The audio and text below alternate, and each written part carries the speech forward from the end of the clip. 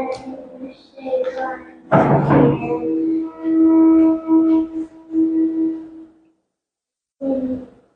الله الرحمن الرحيم ويل لكل همزة لمزة الذي جمع ماله وعدده يحسب أن يحصل ماله وأخلده كلا لينبذن في الحطمة وما أدراك ما نار الله الموقدة التي تطلع على الأفئدة إنها عليهم مؤصدة في أمد ممددة.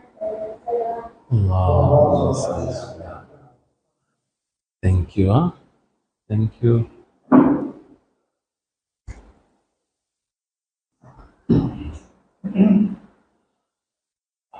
Okay. أعوذ بالله من الشيطان الرجيم بسم الله الرحمن الرحيم وبه نستعين.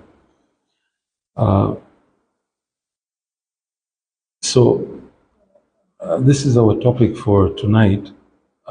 Inshallah, before I start my topic and start my actual points, I want to just mention a few introductory points before I get into the discussion. And this is for the sake of clarity of issues which have transpired, so that I am on record of what is happening, okay? So point number one, you see one of the issues which the Muslim Ummah is facing, and this is in the whole Muslim Ummah, be it Shia, be it Sunni, be it Zaydis, be it whoever, we are suffering from this issue, the syndrome and the disease of doing takfir, accusing others, whoever we disagree with, we call them misguided, and I don't know, we label, sometimes we even get violent, we sometimes even start killing also. Okay, so all what I want to clarify is this, that today's discussion, I want to clarify this, that I have no personal agenda or issue with anyone who I will mention in my discussion. Okay, it's an academic concern I have regarding some of the reforms which are happening, and I want to share those academic reforms. So in no way I'm calling somebody misguided or I'm accusing somebody of a label or whatever. Please, that is something I would like us to make it very clear, okay? And that is why you will notice that those who have accused me, so for example, the mainstream, again, I don't like the word mainstream. Mainstream, I will use it very loosely, but inshallah, when time comes, I will release a video on my observations on the word mainstream also. But when they attacked me personally, I didn't indulge in that, because the methodology I have adopted is that anybody accusing me personally, as long as they have no evidence for what they are saying, then I will leave it on Allah to decide and judge what they do with them. Okay, it's not for me to indulge. Somebody wants to indulge with academic discourse, I'm open and ready. Okay, and thus those who even went on accusing on the other side that, I'll not indulge into all those accusations, personal accusations. I'm sticking to very much academic discussions, okay? Now, this is number one. Number two, I would like to share this article. If you guys can go through this article, it's a very beautiful article. You agree or disagree with the content, it's another thing. But what it gives you is that it gives you a picture of what are the prerequisites of reform. If somebody wants to get into reform, be it the speaker, be it us who want to change our views, there's some prerequisites you want and you need to achieve before you enter the whole issue of reform. Okay? That's number two. Now, before I enter number three, I want to give you a brief background of why this talk today. And I'm doing this to clarify on some of the issues which have happened on me. You see, some accused me from the mainstream. Some came on this side also. The accusations came in that I was maybe threatened. Okay, some said I was bought, maybe. Okay, some maybe said that I was, I don't know, for whatever reason, without evidence, these issues were mentioned, and I'll keep it as rumors. So the whole issue started as a background is the question for those of you who are in the Al-Islah WhatsApp group. The question came in that why are you now questioning Al-Islah's views? And you noticed at a time when I started questioning a lot. Okay? So some of them asked that why were you not questioning before and now you've started questioning? And that is where I would like to clarify, give a background to all this as to why did it happen? Was I threatened? There's no evidence for that. Was I bought? There's no evidence for that. I will not delve into that. Was it fame? Was it my career? Was it what? Nothing evidence for all this, okay? So all what I want to tell you is here that the reason I went into all these differences and all this questioning. No problem. The reason I went into questioning, you see, the turning point came in his ear. See, the reason I was not questioning before was because all the issues which were being raised by Al-Islah were issues which our own scholars have major differences within. Okay? So for example, I give a normal example. The whole issue of ghulu which was raised by Al-Islah. There's major difference of opinion within the definitions also within our own scholars. So you go to Sheikh Saduq, he defines ghulu as one thing.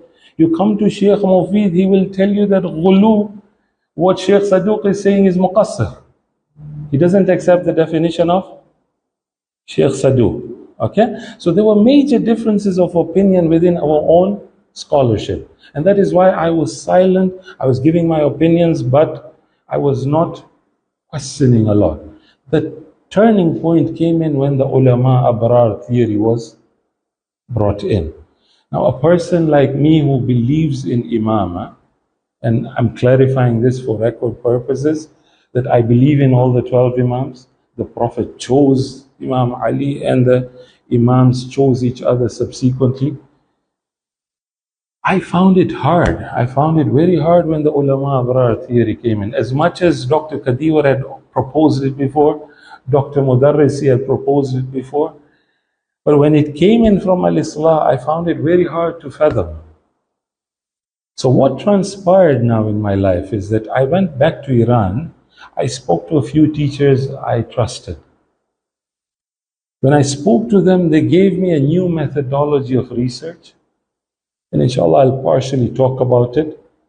Number one. Number two, I purposely chose a topic of dissertation, my master's dissertation, very directly related to the topic of Imama and Khilafah. Okay? And you will not, this is not an issue of pride or arrogance. I just want to tell you that there was a whole year I was sitting in my library for 13 to 14 hours researching. Okay? Now, when you are researching, what happens? Questions come up. When those questions come up, I was sincerely putting those questions on the group. And then the final thing came in when a video was made in my response. So the whole video with Sayyid Ali Hor made in response to, again, I thank him for that, for the video he made. It was in my, I requested him to make the video, but he never answered the questions which I brought up. It was the delay on iftar and the delay of Maghrib. He accused the Shias, I'm using the word accused very clearly, because I've not really got answers till date, and I will show you that he himself has contradicted himself now as to what he spoke. So what happened was that he then made that video, and then I decided now I want to respond. And as much as I was thinking to respond, I felt time is not right, there was no maslahah. That is why today I've decided to speak out. I'll speak out my academic concerns, generally with all the reforms, with some of the reforms out there, but it will particularly be targeting some of the views being promoted by Al-Islah and the group. Not that I say they're misguided. Again, I'm repeating. I'm not saying they're misguided. That is Allah's job to decide. I don't want to label them. That's Allah's job to do that. My job is to just raise my concerns. Okay? Now, I'm hoping that it will be taken in a very positive light. And I'm hoping this will be a reason for positive dialogue in the future. Okay, that's what I'm really hoping. So the question then came in that why not engage in debates, and some even raised that mubahila also. Do mubahila now. So I have a very particular view. I have a personal opinion on mubahila. Inshallah, some other time I can raise that, inshallah. So why not debate? So personally, I've come to the conclusions debates are useless. That's my humble conclusion. I don't know, for those of you following up on debates, now I don't want to mention names, but for those who are following debates, the speaker's corner, for example, the way the debate, the purpose is what? It's to win an argument. Mehdi Hassan, the famous journalist, has a book. I've not read it, but I've heard him. It looks a very beautiful book, but notice he names the name of the book, Win Every Argument. That means the purpose of debates is what? Just to win. So you come up with your theory, impose it, and you want to win. That's not what I am after. I'm after the truth. I'm searching for the truth. So I will only have dialogue. Again, I'm repeating. I'll only have dialogue and discussion with somebody who respects my opinion. So when a dialogue happens, it's not happening like a debate when somebody wants to come and impose. No, you are on an equal ground. You speak, you respect each other's opinion. You speak very friendly also. Okay? And that is what the Quran also gives. Notice this verse. It's one of the beautiful verses in the Quran about how to discuss and have a dialogue. Okay? This is about the mushrikeen, number one. Number two, it's the Prophet being instructed of how to have a dialogue. So after Allah talking all the evidences about why Allah should be accepted, Allah then tells the Prophet, O Prophet, tell them, وَإِنَّا أَوْ إِيَّاكُمْ لَعَلَى هُدًى أَوْ فِي ضَلَالٍ مُبِينٍ. O Prophet, he says almost, see, most surely we, meaning the Prophet and the Muslims, or you, the mushrikeen, are on the right way or the manifest error. Prophet is ascribing error to himself while we know that he's not on error. Why? Because it's connected to wahy and revelation. There's no mistake out there. But still Allah tells him that when you are dialoguing, when you're having a discussion, have it on an equal ground. Don't impose your truth on others. Let them bring the evidence. And that's why Quran keeps on repeating, قُلْ هَاتُوا بُرْهَانَكُمْ إِن كُنْتُمْ صَادِقِينَ. O Prophet, tell them, bring your evidences if you're truthful. And that's why I keep on repeating that Quran is a book of evidences, not a personality-based book. Okay? It discusses evidences. Bring evidences, we are with you. Don't bring names of A, X, and B, and no. Evidences. Okay? So this was point number 4.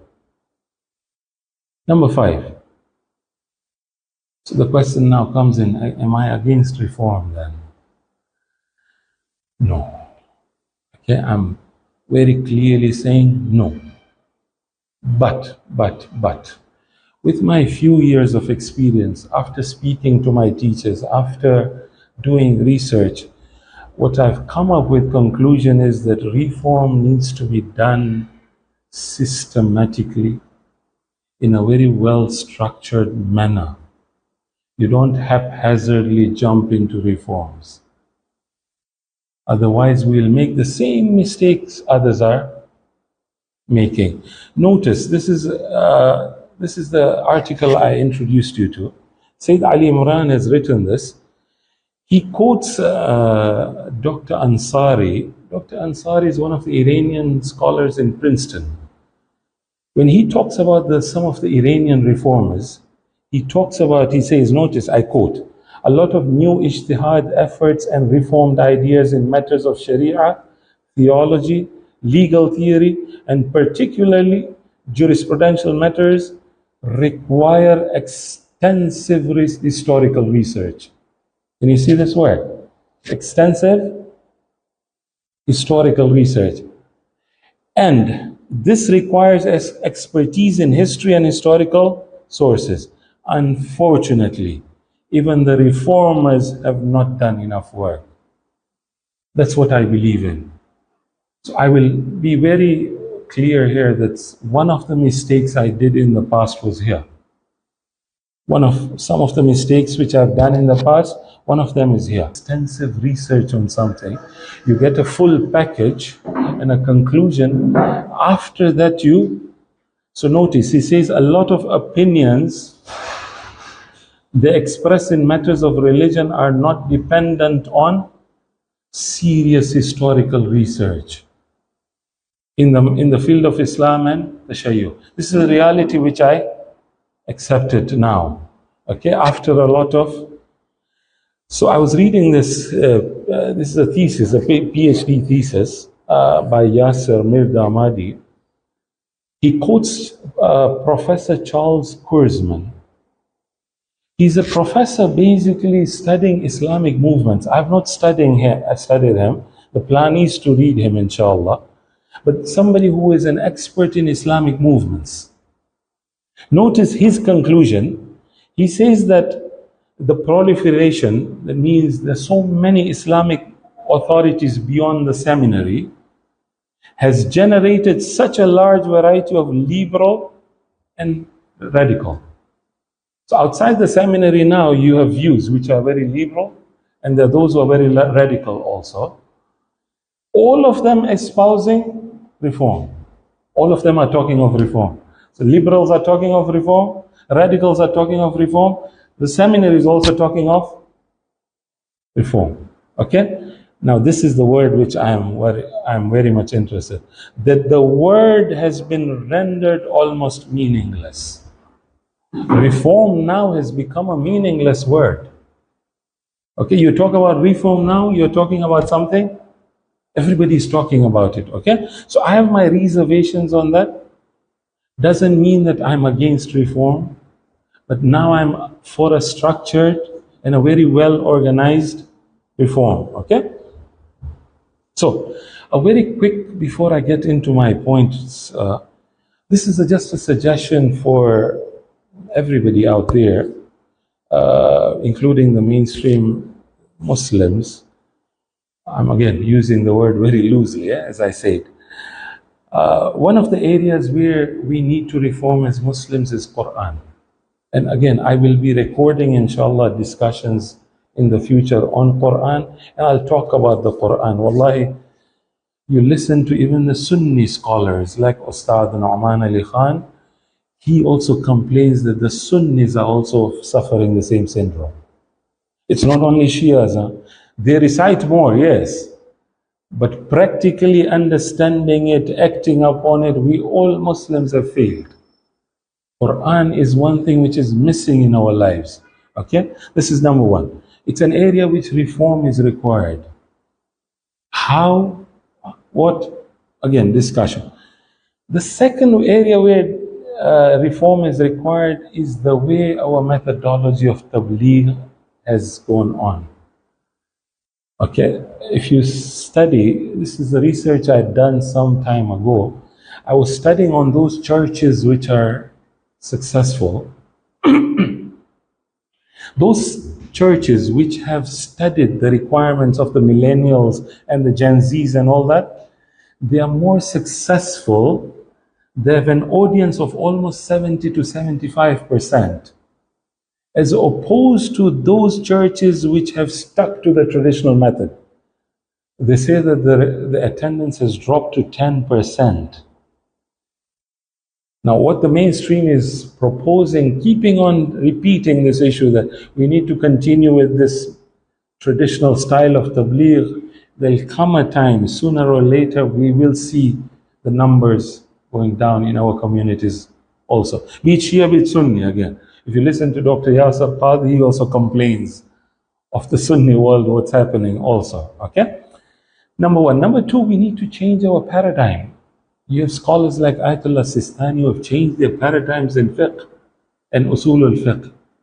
So the whole paradigm of Mawla and Abd has been changed to Haqq and Qanun. Now, I'm not getting into the discussion, but I'm just telling you a scholar like him is changing his paradigm because of one of the reasons is because of the needs of the time. We are stuck to our traditional paradigms. We will fail if we don't. Sooner or later we will, unless a mu'jiza comes in. And number three, this is again both on reformists and mainstream. We have to sooner or later accept that there are differences within scholars. There are major differences and real differences. To come and impose a black and white thinking, the times have gone.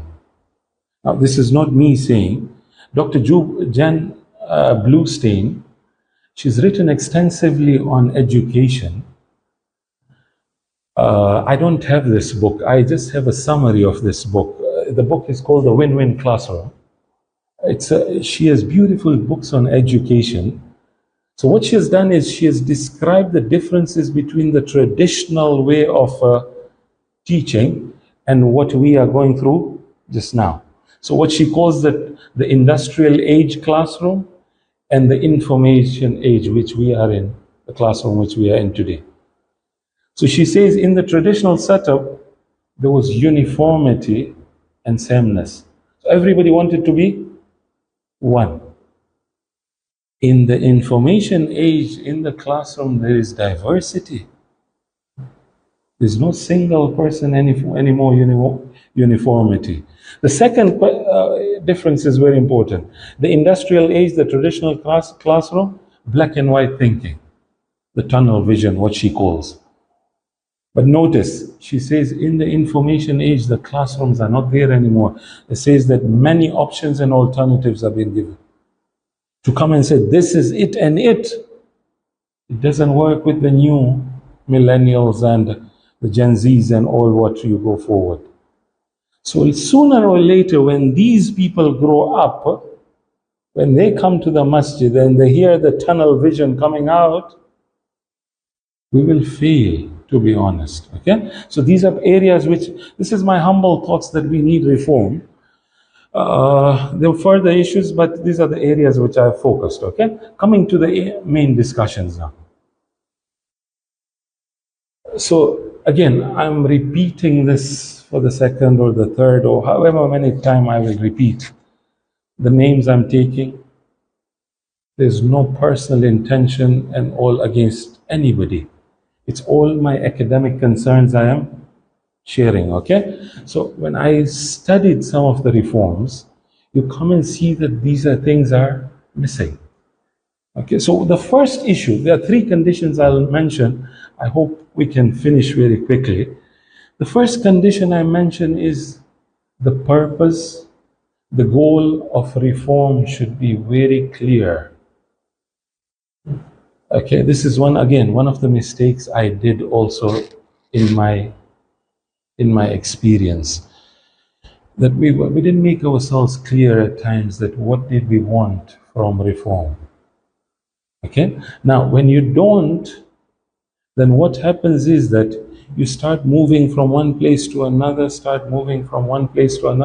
Sometimes you even end up cherry picking things as the way you want it to be. Okay, just because it suits your understanding, you accept it. It doesn't suit your understanding, you reject it. But when the purpose is clear, so you speak of social reforms. I want to reform the community socially. On what? The whole social reform? Or no? The community is suffering, for example, from drugs. So I want to only reform in drugs. Economically, I want to reform the community. Does it mean the whole economic system or no? A particular. Even in religion also, we should make ourselves clear as to what. So my teacher gave me this example, and this example has stayed in my mind till date. And that is where, again, some of the changes which come. My teacher told me that deen, or I would call madhab today, those who say that we don't have madhab and we don't have sex, these people are living in a utopian world. Okay, these are not realities on the ground. On the ground, we are sex. We are divided in sex. We have to accept those realities and deal with it. Yes, when we reach the utopian age where we don't have sex at all, then when we say, yes, all Muslims are one sect, there's no sect anymore. But we're living in a time where we are divided big time, and we have to accept that. Okay? So, my teacher used to give this example. He says, madhab or a deen is like a shelter. Okay? If you want to reform, clarify which part of deen do you want to reform. If you say, no, you want to reform the whole madhab, then you are dropping the whole shelter. Thus, you need to give another shelter. Otherwise, the sky will fall down. Okay? And that is one of my biggest issues with reform. That when we go into reform, we are breaking, but we don't give alternate solutions. Rather, we don't chart out what do we want, So, again, coming to al-Islah, they're proposing that there are no sects. Beautiful. The Quran says, وَسَمَّاكُمُ الْمُسْلِمِينَ. Yes, accepted that Allah doesn't encourage sects. But we are living now in sects now. We have groups within Muslim Ummah. You want to take us out from here, bring us here, you need to tell us that, Baba, what do you have your beliefs? Clarify your beliefs and your actions and your methodology. We study it fully, and then if we accept it, we all come. But not that you start damaging things here without coming with an alternate proposal. Okay, that's my understanding. Somebody might say, no, we are allowed to break. That's the opinion. We'll agree to disagree on this issue. There's no problem. But my opinion is this, that no, we need to clarify as to what are we proposing now. Without a proposal on the other side, we are... So I give example normally. There's an Iranian scholar, a thinker, by the name of Dr. Surush. Again, Dr. Surush's name is not very comfortable with a lot of people. And again, I don't want to encourage anything about him. All what I'm trying to tell you is that look at what happens when the goals are not clear. He has 4 theories on the issue of Quran. And I will not go into detail on that. I'll mention first and fourth. His first theory on Quran was this, that Quran is divine, but my understanding of the Quran is not divine because we are fallibles. The Quran is infallible. That was his first view. Now some scholars rejected, some scholars accepted part of it, and all whatnot happened in that world. He went on proposing second, third, fourth. He has now reached a theory when the goal is not clear, the purpose is not clear. He's denying altogether Quran is divine anymore now. He's now saying that the Quran is a production of prophetic dreams. Where to where? Allah reveals it to now a production by not even Prophet being awake, Prophet being asleep. When he's sleeping, he's dreaming something. The next day he comes and tells you, this is what I dreamt. And that is why he doesn't believe in tafsir anymore. He believes in ta'wil. Okay? So, all what I'm trying to say is that when the purpose is not clear, we start moving from one place to another. We don't know now where we are going now. Okay? So, when I heard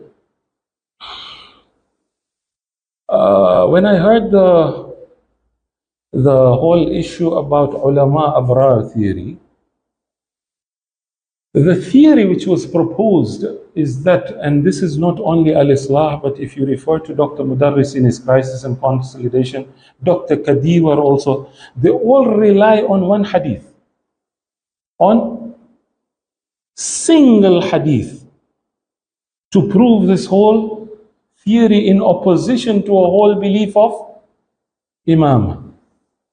The theory comes in from a Rawi by the name of Abdullah bin Abi Ya'fur. You have heard of his name. Okay? He was in a discussion with Mu'alla bin Khunais and all what not happened.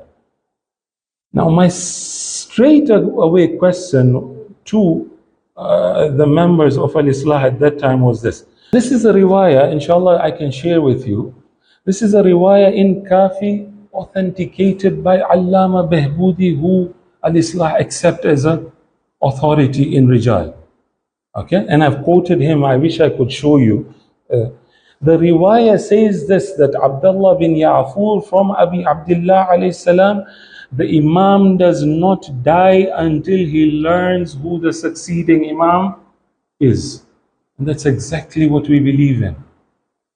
That the Imam knows who is the next successor, and then he will فَلْيُوسِي إِلَيْهِ, he does his wasiyya to him. You get me? This is a riwayah quoted by Abdullah bin Ya'fur.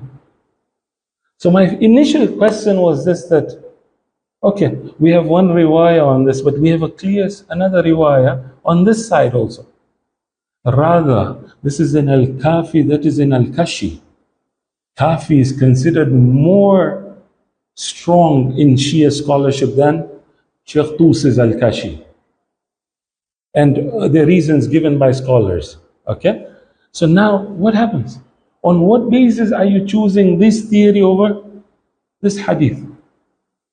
This was my initial question. No, this is my question even to Professor Mudarrisi and Dr. Kadiwa. This is the same, that we have a riwayah in Kafi. Again, it's not authentic, but it can be proved to be authentic. Abdullah bin Abi Ya'fur comes to the Imam. He tells him that, oh Imam, I have brought this pomegranate, daram, anar. If you tell me half of it is halal and half of it is haram, I'll accept it from you. Which alim do you go to and tell him that, okay, I brought for you an orange. If you cut for me half and tell me this is najis and this is tahir, I'll accept it from you. Do you do that with an alim? Okay, so these are my questions which came up. Okay, the further riwayat. So look at one riwayah again in Kafi. I'm quoting one. There are plenty of riwayats. Okay, this riwayah, the Rawi comes to the Imam and tells him, "Ta'atuka muftarada." Is your obedience obligatory? And this is a Sahih riwayah by Allama Behbudi also. Okay. So Imam is asked, is your obedience obligatory? Imam says, yes, it's obligatory. It's wajib, muftarad, fard. Okay? So then he asked, is it in the same way the obedience of Imam Ali alayhi salam? Can you see the connection now? Where does it start from? And that is why I keep on telling everyone, you want to study Imamah, don't study from Imam Sadiq. Study from down, from the beginning. What did the Prophet do? Did he leave Imam Ali behind? Did he not leave Imam Ali behind?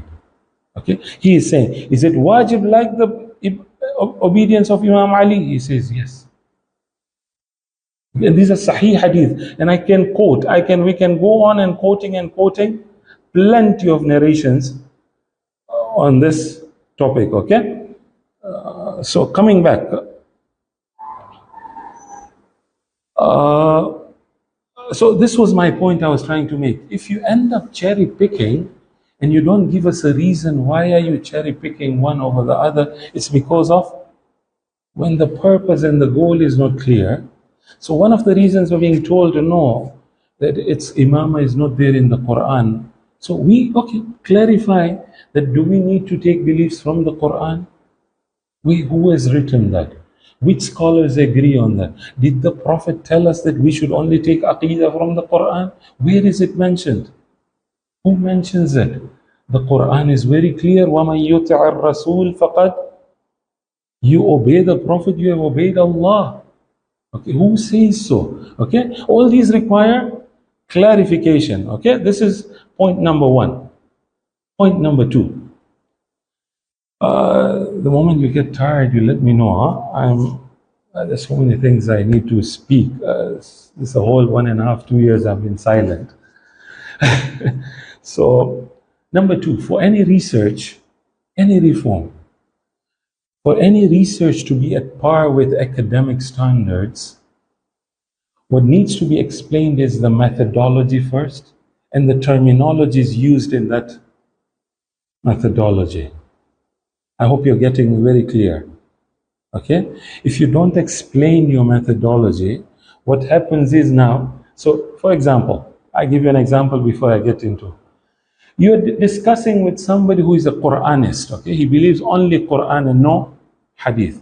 You go and tell him Hadith, Hadith, Hadith, but he doesn't believe in. Will you reach a conclusion? Okay? So that is why we need to be able to clarify our methodology. All the scholars did that. Even the Akhbari scholars did that. They told you that, oh, we will only accept Quranic tafsir from the Hadith of Ahlul Bayt alayhim salam. When it comes to Rijal, they will tell you, we don't accept Rijal classifications and authentications. Okay? And they go on with clarifying their methodology.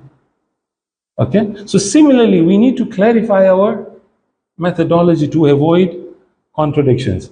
So very quickly, one of the terminologies which is often used by al-Islah is the terminology of qat'i, qat'i, qat'i, qat'i. You listen this plenty of times, you will hear this terminology being used. So certainty, or if you want to say muhkam in the terms of Quran, look at what the scholars, this is a definition by Ayatollah Sistani. Ayatollah Sistani has a discussion on usul. So Al-Rafid fi al-Ilm al-Usul on volume 1, page 61. Notice, he says, فَلَفْظُ الْعِلْمِ. Notice, when a scholar clarifies it, he makes it very clear that where is he getting his definition from and what are his foundations. But when you don't clarify it, then we end up into a confusion. He says, لَفْظُ الْعِلْمِ, which is qat'i in the terms of al-Islah. Okay? لَفْظُ الْعِلْمِ فِي اللُّغَةِ الْعَرَبِيَّةِ. For those of you who understand a bit of Arabic, the word ilm in Arabic language means al-basira wal-wuduh. It means clarity and insight. It doesn't mean 100%. Okay, so where did that come in from? Ayatollah Sistani goes on. لكن في مقام ترجمة الفلسفة تحول مدلوله للاعتقاد الجازم. This 100% came in from where? From the philosophers. Can you see this? Okay, very clearly a scholar makes it very clear that in Arabic it doesn't mean 100%. There's no qat'i out there because we are humans. The moment you want to tell a human, don't be a human, that's when you tell him be qat'i. Because a human is a fallible human. He can't reach 100%. Today I tell you that behind this door, there's a neighbor outside waiting. You, after a while, you go out there and say, oh, he's not there. Things change. We are humans. Only those connected to Allah can tell you something 100%. Nobody apart from Allah and His prophets can tell you what is. Okay? Now, notice now, where does this 100% come in from? From philosophers. And then he says, وَأَصْبَحَ الْأُصُولِيُّونَ وَالْفُقَهَاء يَحْمِلُونَ النُّصُوص الْمُتَضَمِّنَ لِلَّفْظِ الْعِلْمِ عَلَى هَذَا الْمَعْنَى. So now the usuliyun, the usulis and the fuqaha started using the Arabic meaning or the philosophical meaning. Can you see? So when al-Islah is using qat'i, I have demanded, I have asked so many times, where is this definition coming from? The Quran give us evidences. It's coming from the philosophers, yes, I accept. Now, do you accept the definitions of the falsafa and the philosophers? No problem. Then we'll go into philosophers then. Okay? Then Ayatollah Sistani says, مع أنه اصطلاح حادث. It's a new terminology. Okay? Can you see this? Now, similarly for the word dhan also. He says, لفظ الظن في اللغة العربية والقرآن الكريم. So the meaning of dhan in the Quran and the Arabic language means الاعتقاد الذي لا يستند للدليل. Dhanni means something which is not attached to an evidence. You don't have evidence for that. Doesn't mean weak evidence, or doesn't mean it is. Okay? I hope you're getting me. This is how scholars are translating it. Okay? Now, and then Ayatollah Sistani goes on and says that the biggest problem we're having is that scholars have taken the philosophical meaning, used it for the Quran and riwayah. So all what we are asking is, I could go on and on. So he goes on and says, ilm has two meanings. 100% and one is hidayah wal basira. He says that 100% is only for Allah. This is Ayatollah Sistani. He says, وَالْآيَاتُ الَّتِي وُصِفَ اللَّهُ فِيهَا بِالْعِلْمِ فَالْمُرَادُ هُوَ الْمَعْنَى الْأَوَّلِ. The first meaning of 100% knowledge is only reserved for Allah only. This is scholarship telling you. Now when you come and tell us that no, 100%, tell us from where do you get these meanings? Okay, where do you get these understandings for? You provide evidences, we don't have issues. Okay? I could go on and on. Allama Tabatabai, I love quoting this. Allama Tabatabai says, this is in his preface on Al-Mizan, he says that the only thing the Muslims adhere to, they deferred on everything. This is second year of Hijrah, second century. The second century, yes. So we are 14 centuries away. I'm talking about 13 centuries behind. Allama says, the only thing the Muslims believed on was what? They were united on was what? The word, the letters, not the belief also. The word, La ilaha illallah, Muhammadur Rasulullah. The remaining all they deferred of. This is Muslim Ummah. To come and tell us now Muslims have qat'i daleel and I don't know, where is it? Where is it not showing in the Muslim scholarship? If you're proposing a new idea, no problem. Propose it fully. Don't propose it disconnected, okay? So this is my question now and again. We say, no, the verses are bayyinat. Yes, you'll hear this word again and again. Verses are, and I'm not even denying, Allah says that they're bayyinat. Which verses are bayyinat? Tell us. Clear verses. And which are ambiguous words? Tell us. Give us a list which all Muslims agree upon. Otherwise it'll become my choice and your choice and his choice and his choice.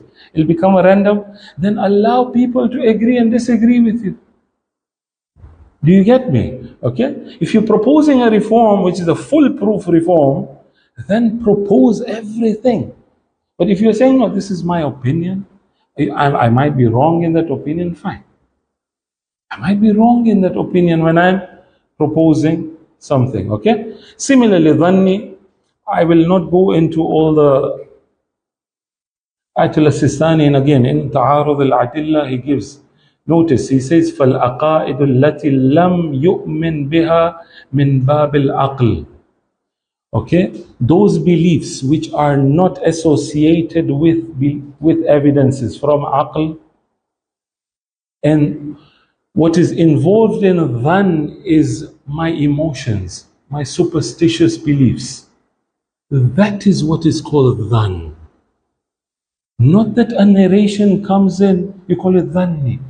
No, that is not. And that is why Ayatollah Sistani very clearly mentions, if you see the statement, فَلَيْسَ الظَّنُّ الْمَنْهِي يَعْنِ مَا لَمْ يَبْلغ دَرَجَةِ الْجَزْمِ وَالْقَطْعِ. Dhanni doesn't mean something which Quran only forbids. That's dhan which is not associated with evidence. It's based on emotions. Not that I have a riwayah which I don't fully understand it, that becomes dhanni. No, that's an usuli meaning, not a Quranic meaning. Do you get me? Okay, so all what I'm trying to clarify is that give us are you using the usuli meaning? Are you using the Quranic meaning? Okay, I can keep on giving examples and examples. So you will notice now this is a problem in some of the reforms. Dhan is being used interchangeably. One day the philosophical meaning is used, the usuli meaning. One day the Quranic meaning is being used. It's being interchangeably being used without any clarification. And this is something you will see this a lot of times happening. And if you have time, we'll give you the examples. So I give you an example. They will tell you that if you ask them that wudu, okay, should I wipe my legs or should I wash my legs? What will they tell you? Both are allowed, because it's what? It's a dhanni verse. And then later he will come and I'll show you. He says, "Inna dhanna la yughni min al-haqqi shay'a." Allah condemns dhan, and then He Himself will put dhan in the Quran. I don't know if you're getting me. It's the biggest contradiction I've seen in their methodology. If Allah comes and tells you that this verse is dhanni, and you are not allowed to act on dhan, then are we allowed to do wudu? Are we allowed or not? This should be a verse kept besides them. Dhanniyud dalala, throw it away. But it doesn't happen like that. We act on it. And they also act on it. It shows you places where they find dhanniyud dalala, they throw it away. Places they find no, we accept it. No, it doesn't work like that. Okay? And look at the definition. This is hands where. It clearly defines dhanni means something resting on mere assumption. This is the definition of dhan. When you have assumption outside, and that is why a lot of times superstitious beliefs are called dhanni in the Quran.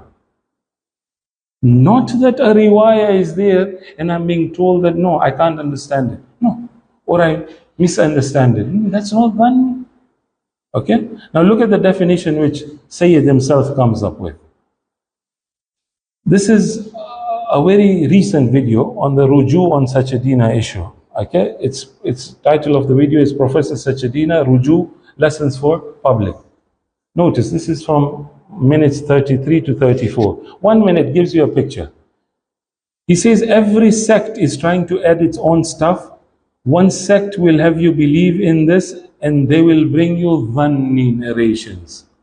Since when do narrations become dhanni?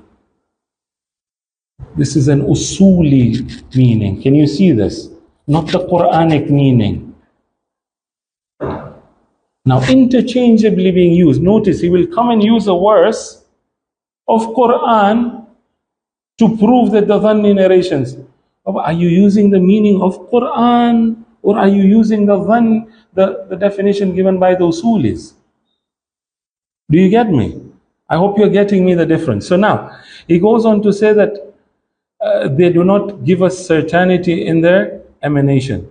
Every sect will give you narrations and add more beliefs. Those narrations are not hujjah. By who? Who says so they are not hujjah? Which scholars have said narrations are not hujjah? Show us the evidences. We don't mind. Show us the evidences. Okay? Why? Because they are dhanni, and Allah has already stated in the Quran, which is the ultimate hujjah.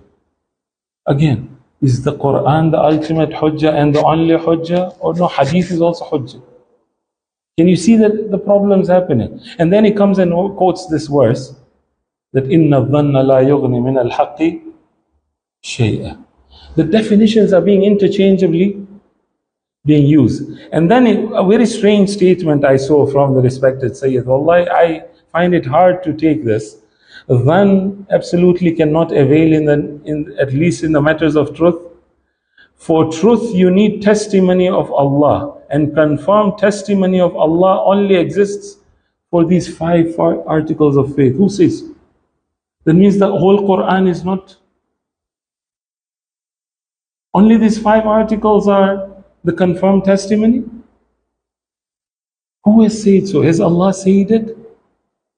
Rather, Allah goes on to say, وَالَّذِينَ يُؤْمِنُونَ بِمَا أُنزِلَ إِلَيْكَ. O Prophet, they believe in everything which is revealed to you. They don't pick and choose. They don't pick up 5 articles and say, these are the confirmed, and the remaining are unconfirmed. Nobody does that. No Muslim does that. You will go even into Sunni world. They come and accept Hadith Ghadir, they accept Hadith Thaqalain. They have different meanings for it, but they accept it. They don't call it Dhanni.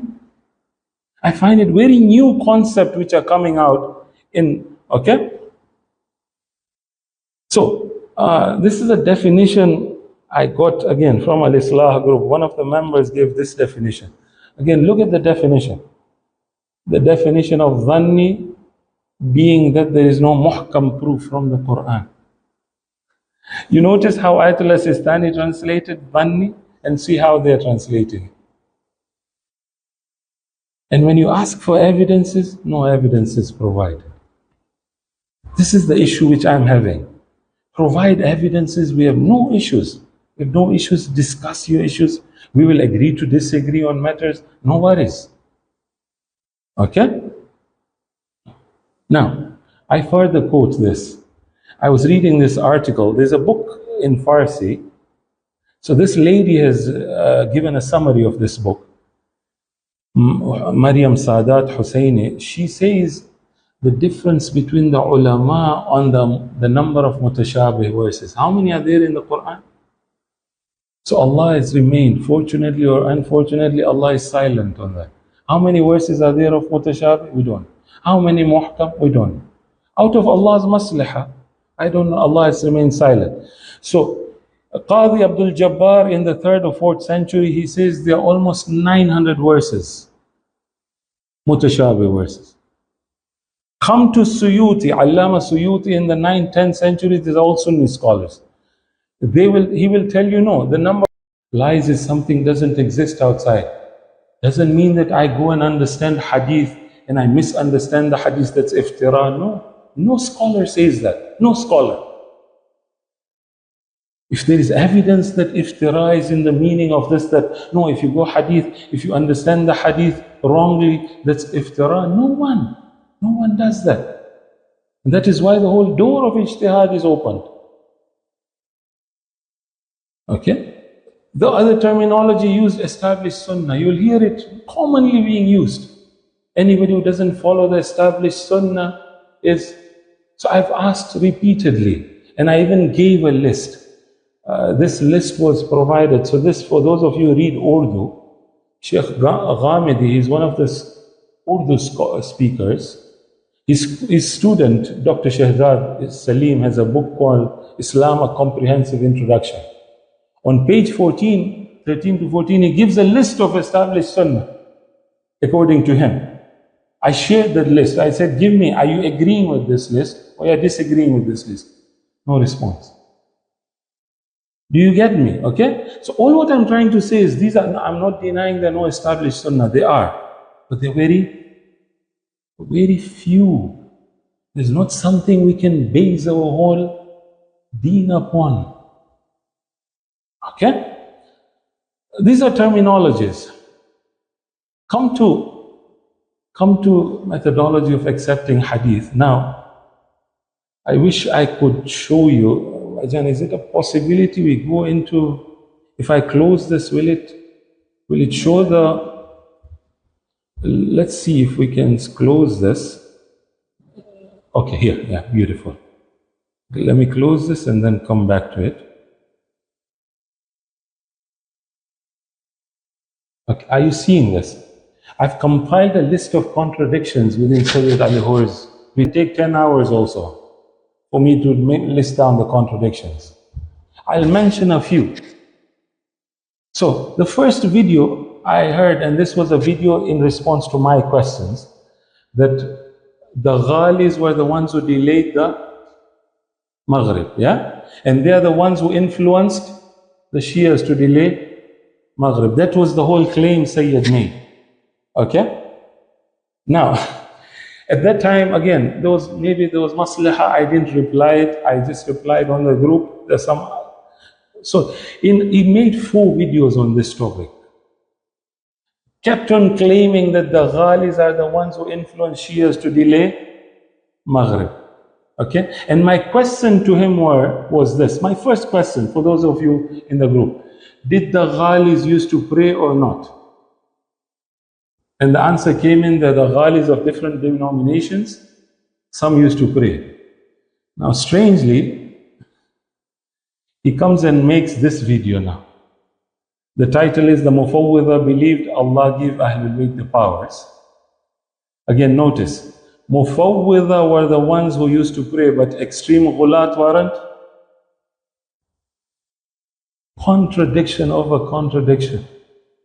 You are trying to convince us it's the Ghalis who made the Shias to delay prayers, the Maghrib. Now you're coming and telling us that the Ghalis weren't praying. Now, I ask you a question. If somebody is not praying, rather he doesn't believe in prayers, he doesn't believe in fasting, go further, let's go further. I'm quoting verbatim, I've taken the transcript from the videos. Here. So the most extreme Ghalis were those who believed Imams are God. They stopped praying, they stopped fasting, they cancelled Sharia. They make pork halal, they basically annihilated the whole of Islam. Now, somebody who doesn't pray, somebody who doesn't fast, somebody who doesn't believe in Sharia, he comes and tells me that the prayers you're praying is wrong. Will you believe in him? If really you go believe in him, I would question your... Now you have to question the whole mindset of the people of Kufa then. And tell me they were all fools at that time. That they managed to get into...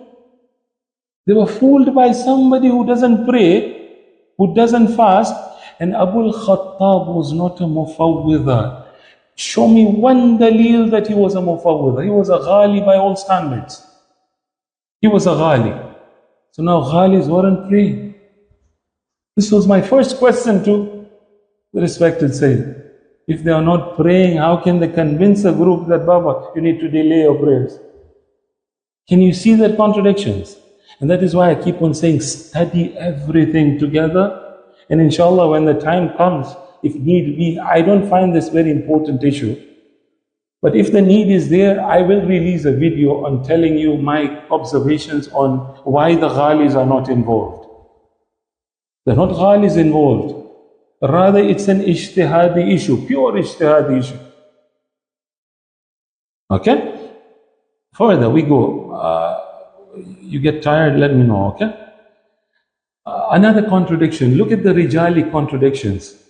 In one video, the respected Sayyid calls Abu Basir the learned companions of, one of the learned companions of the Imam. Notice, this is a video, this was a reply to Sheikh Afzal, rapid fire response to Sheikh Afzal Mirali on delayed iftar, the same Ghali issue.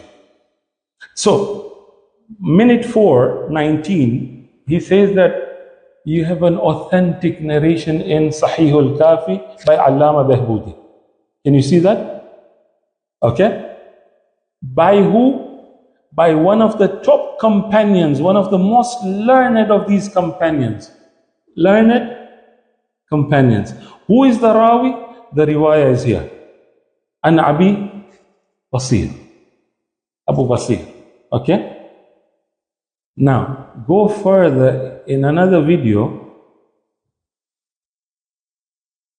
This is the video on Ahlul Bayt stance on Abu Bakr and Umar, the Shaykhain.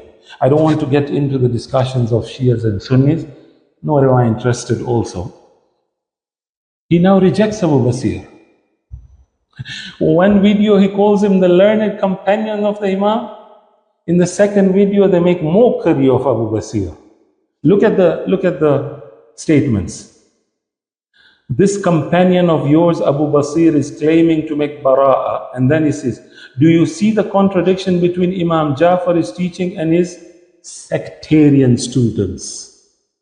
Abu Basir is who? Now he's become a sectarian student. Suddenly a learned companion has become a sectarian student. This is when you don't clarify your methodology. You don't know, one day Rijal you refer to this one day Rijal you don't refer to this one. We have to get a clarity. Who do you apply? Who do you accept in Rijal? Okay? Notice, Abu Basir is teaching us opposite of what Imam Sadiq is teaching. Now in one lecture he's the learned companion. In one he's teaching opposite of what the Imam is teaching. So, he's doing taqiyya, yeah? Now I'll come and show you that Al-Islah also do taqiyya. And no, they believe that the Prophet does taqiyya. No, they believe Allah does taqiyya. Wallahi, this is where you come and see that when you see these issues, they've written it themselves. But I don't understand, where does it come from? Zurara, go further. Okay, I'll come to that if we have time, inshallah. Zurara. In one riwayah, so this is the video. Where should women place their hands in salah? I don't know for those of you who watch this short clip. He says that there's a sahih notice. He says a wording in what?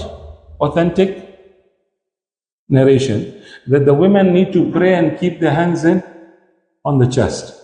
Now, I wish I had time, I could have discussed this whole issue. Again, I don't have time to discuss this whole issue. He claims that it was the women who changed this view after the Islamic Republic, but there's no evidence he's provided for that. Okay, I will not go into that. Now, notice, Zurara's riwayah is authentic, okay? The riwayah is by Zurar, okay? Here, can you see this is the riwayah he's quoting, An Zurar. Now there's another video he makes, did the early Shia believe in infallibility of Imams? This is also a small video. He says a companion by the name of Zurara, a controversial figure. Now 1 minute you consider somebody authentic, one person you consider somebody controversial. What is what? Tell us what is what. Okay? Now this is where I had requested that if you accept the Shia authentication, then beautiful. If you don't, come up with your own ijtihad and do your own authentications. We don't have issues with that. Okay? So go further. Khutbah Shaqshaqiyya, sermon of Shaqshaqiyya. You will notice Al-Islah quotes several times Ayatollah Asif Muhsin. You will hear this a lot of times. Authentication by Ayatollah Asif Muhsin here. Khutbah Shaqshaqiyya by Ayatollah Asif Muhsini in his what? Mu'jam Ahadith al-Mu'tabara, volume 2, page 185. He's brought it in his Mu'jam Ahadith al-Mu'tabara. He considers it authentic. Rather, he goes further. He goes and says, Aqul. Okay? I say this much, that yes, the sanad of Nahjul Balagha is weak. Lakin laha asanid muta'addida. This khutbah has several narrations, has several chains. يصح الاعتماد على تمام جملاتها. Every word of khutbah Shaqshaqiyya, according to Sheikh Asif Muhsini, is authentic. Every statement. Now, I'm trying to say is this: you disagree, then at least come tell the public that at least Ayatollah Asif Muhsini has authenticated this. We are rejecting it not based on sanad. We are rejecting it based on the content. Then go on analyzing the content, no problem. But tell the public that here, Ayatollah Asif Muhsini has authenticated it. Rather, he goes and says that the content of khutbah shaqiyya is so deep that it is out of the reach of Ikrimah. Okay, so I was here. The methodology of accepting hadith, accepting rijal is, again, we don't know. There's no actual standard, there's no uniformity. And I can go on and on and on. Okay? Now, finally, this is my final, and I will. Riwayats, this is where I changed some of my opinions, is because of this. When I spoke to some of my teachers, you see, initially we used to study riwayats from a sanad perspective. You see, sanad is da'if, reject. Sanad is authentic, is accepted. No, when I studied Ayatollah Sistani, he and then his teacher Ayatollah Burjadi, and I spoke to some of the teachers also, and one of the teachers I attended his Dars Kharij, they all use this methodology. What? Tajmi' al-qara'in. You don't look at sanad only, rather you look at all the indicators on that topic, and then you come up with a final conclusion. Do you get me? Okay? This is where now a lot of differences come in now.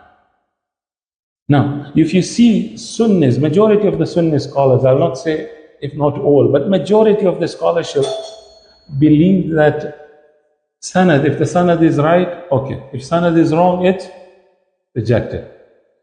So for example, if you look at the recent Muharram lectures by Al-Islah, they gave you a maqtal which is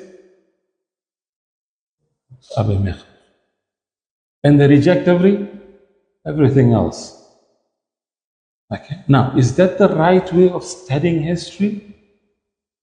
Now, Sheikh Hadi Yusuf al-Gharawi, the same one who he was quoting, Sayyid was quoting, he has another book called Maqtal Jami', it's in Farsi, it's 2,000 pages, where he uses another methodology to accept the Maqtal narrations.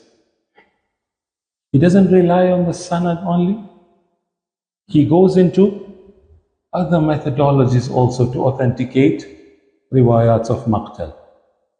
Okay? So, if I were to give an example, if you were to go with this pure sanad methodology, then my question comes is, the biography of the Prophet. Do you accept it then? The biography of the Prophet, majority of it, is from Ibn Ishaq. Ibn Ishaq is 2nd century, at the time of the Abbasids. Okay? At the time of Abbasids, he is told by either Harun or Ma'mun to write this book. So just imagine, if a political leader tells you a book to write a book, will you write the truth or will you write the things which the man loves to listen? That's exactly what political leaders do. Okay? Now, the riwayah, the book of Ibn Ishaq has not reached us. What has reached us is Ibn Hisham's seerah. Ibn Hisham is taken from Ibn Ishaq. But Ibn Hisham was not a student of Ibn Ishaq. So there are two wasitas, there are two intermediaries in within telling us what Ibn Ishaq narrated to Ibn Hisham. The issue is coming here. Ibn Hisham has two rawis quoting it, and these two rawis narrate conflicting seerah. He takes from one and rejects the other one without telling us why.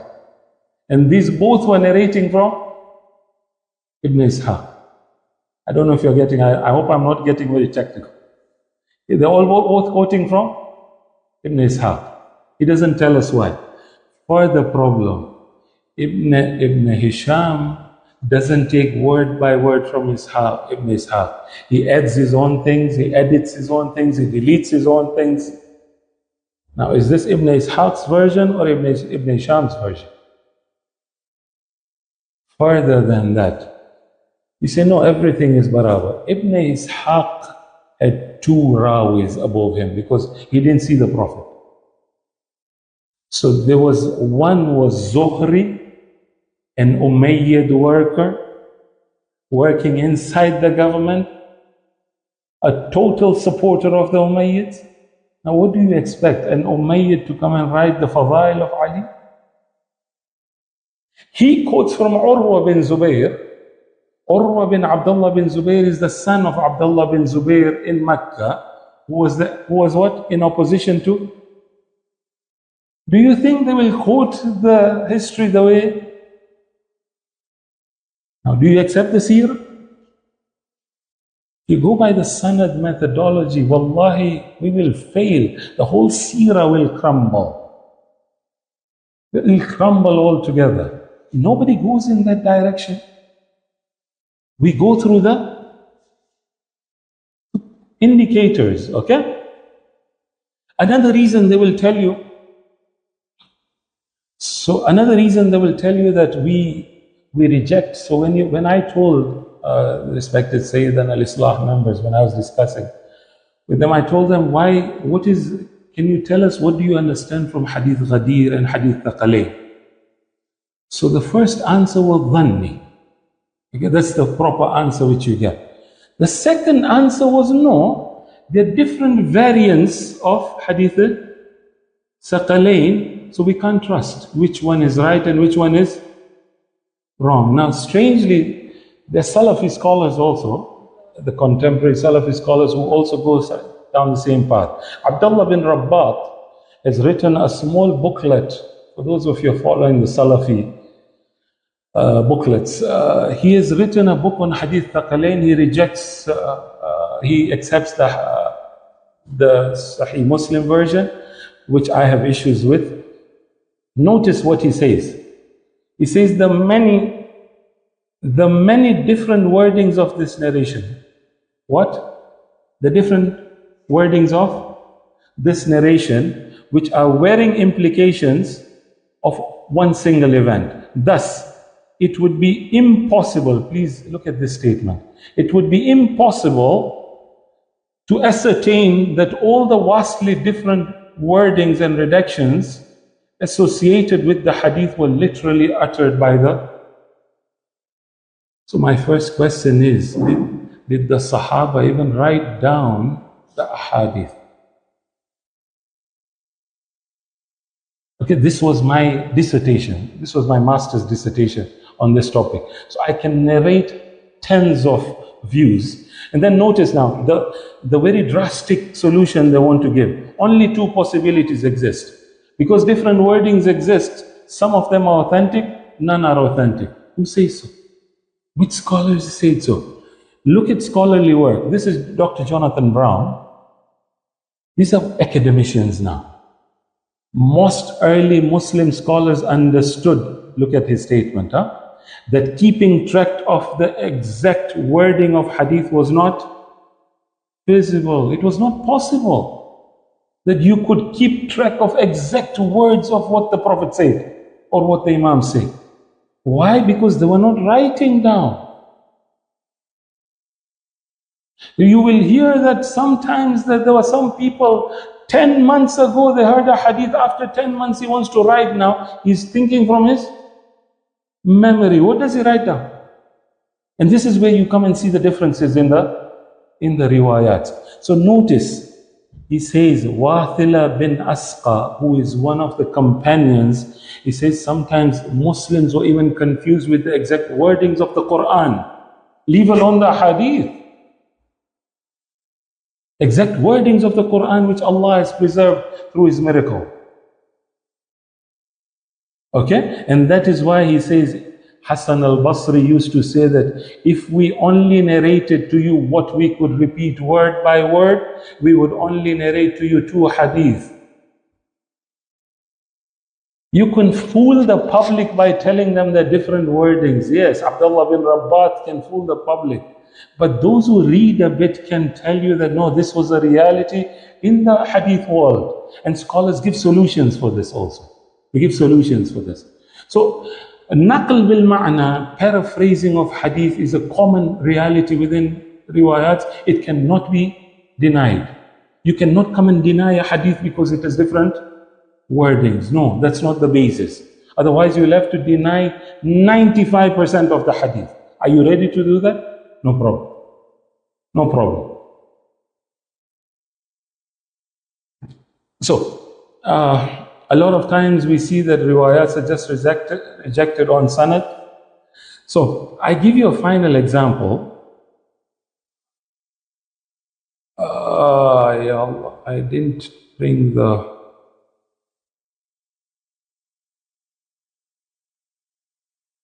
So, I didn't bring the I didn't copy the document of Taraweeh. It was maybe khair, inshallah. If you guys get time, I wanted to give an example of how there's a document on Shia reformist website. If I can read for you just a few statements, we'll leave alone this. We'll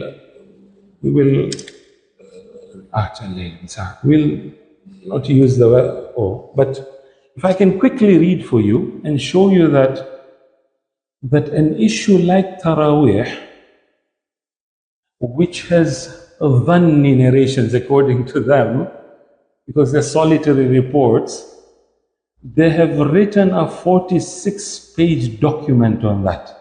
How many? If you go to the reformist website, Shia Reformist, you can search.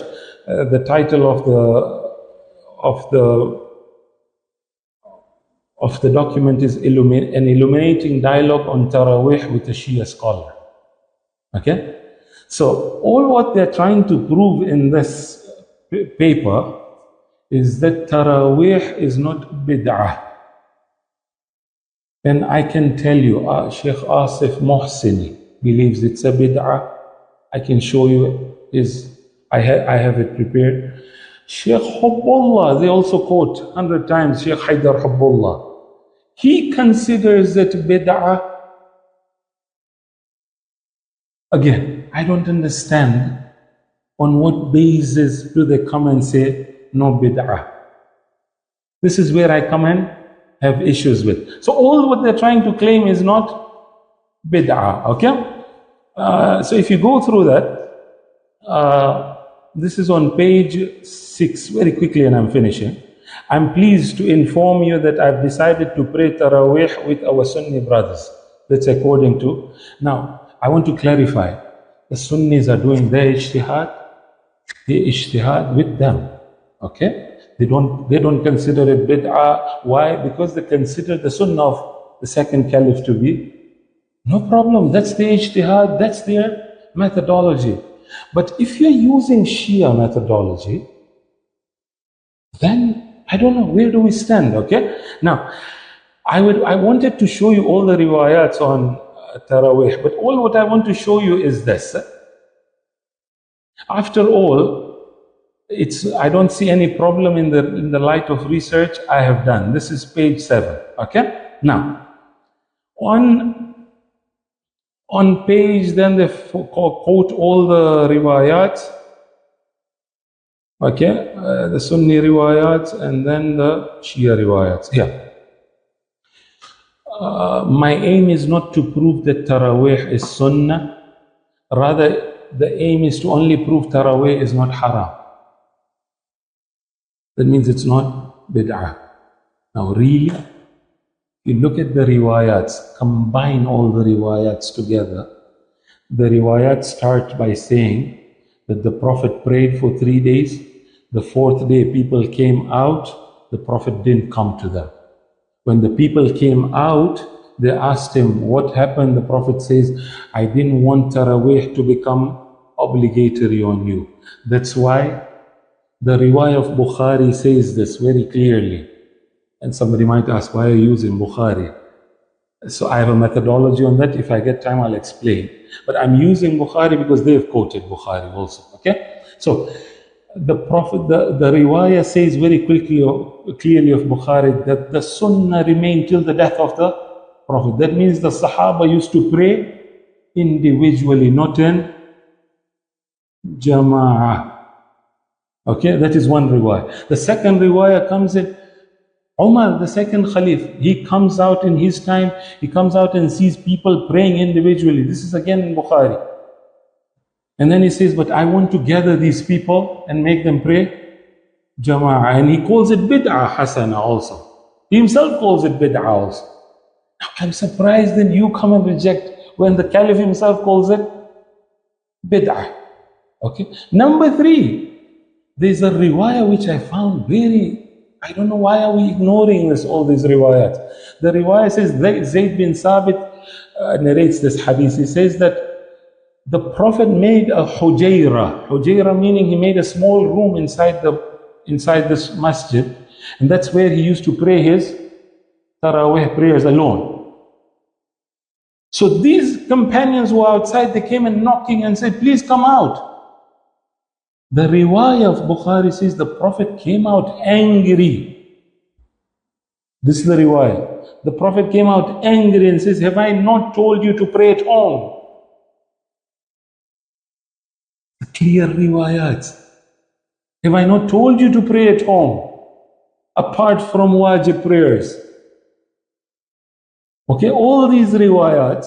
Look at the fatwa of the Sunni scholars also. They will tell you it's better to pray at home.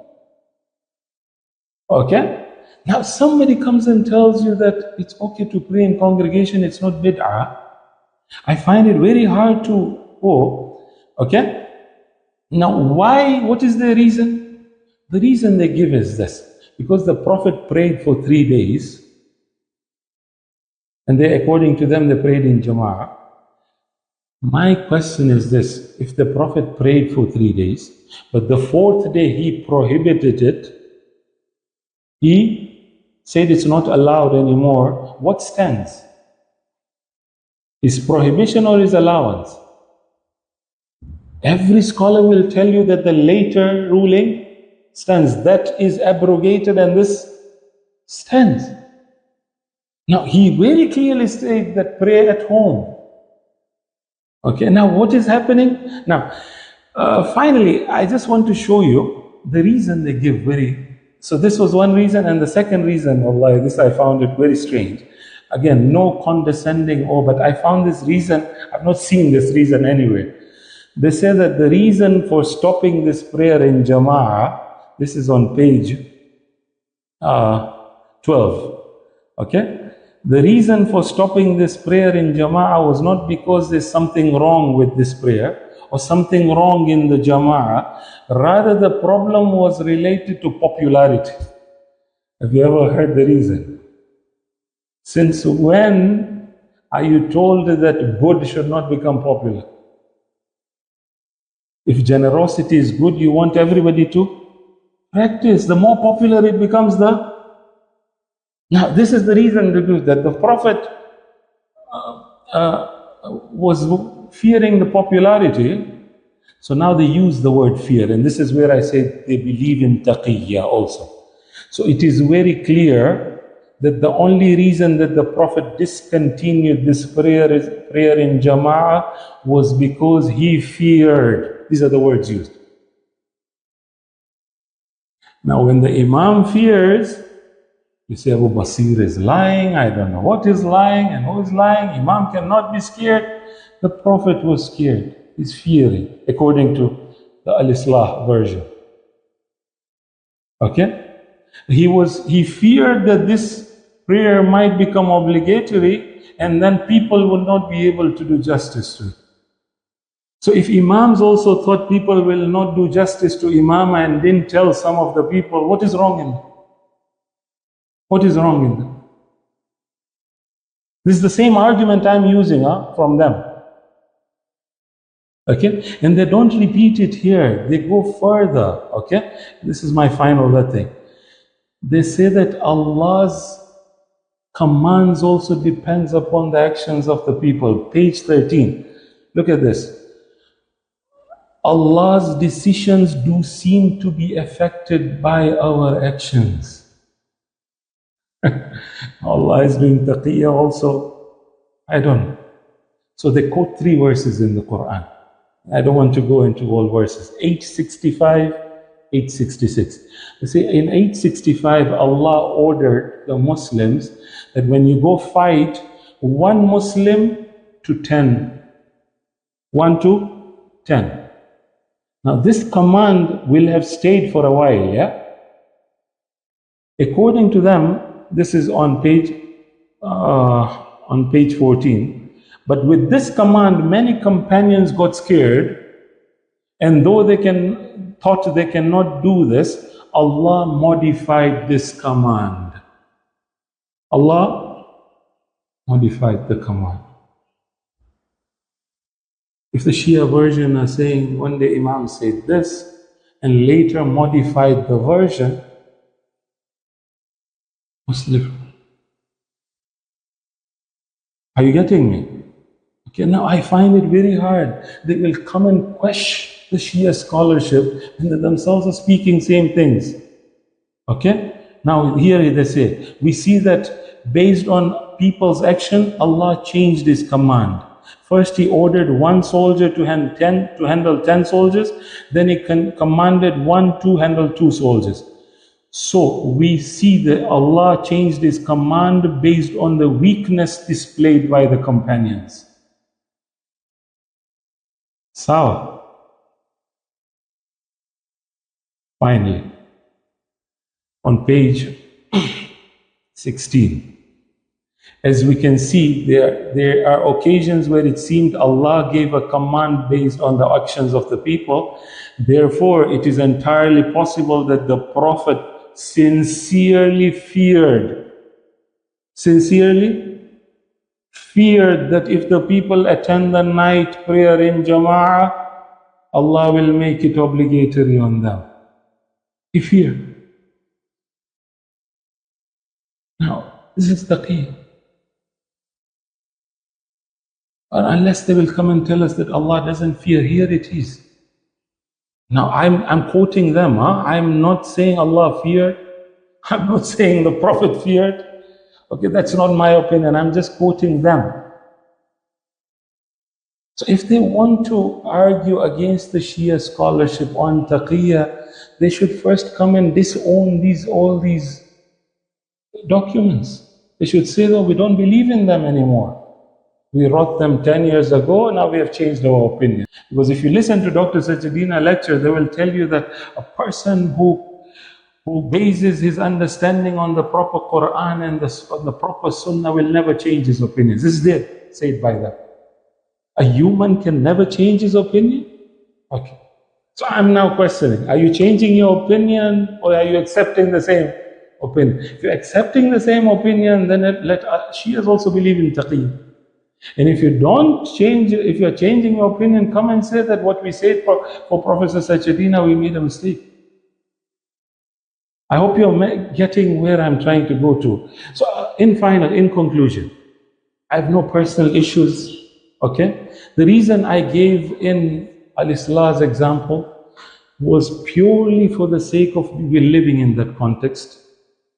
I was questioned also on those issues, and thus I kept on giving their examples. Otherwise, people have given examples. Dr. Sayyid Ali Imran has given the example of other reformist scholars. You go study other reformist scholars, we have all issues are there. Okay? So there's no personal issue against anybody. All what I wanted to tell you, the more concerns I have, whenever we get into reform, either you want to do it very quickly, then tell people that, see, I've done this much research, I've not done a full research, this is my opinion at this time, I might change my opinion later, no problem.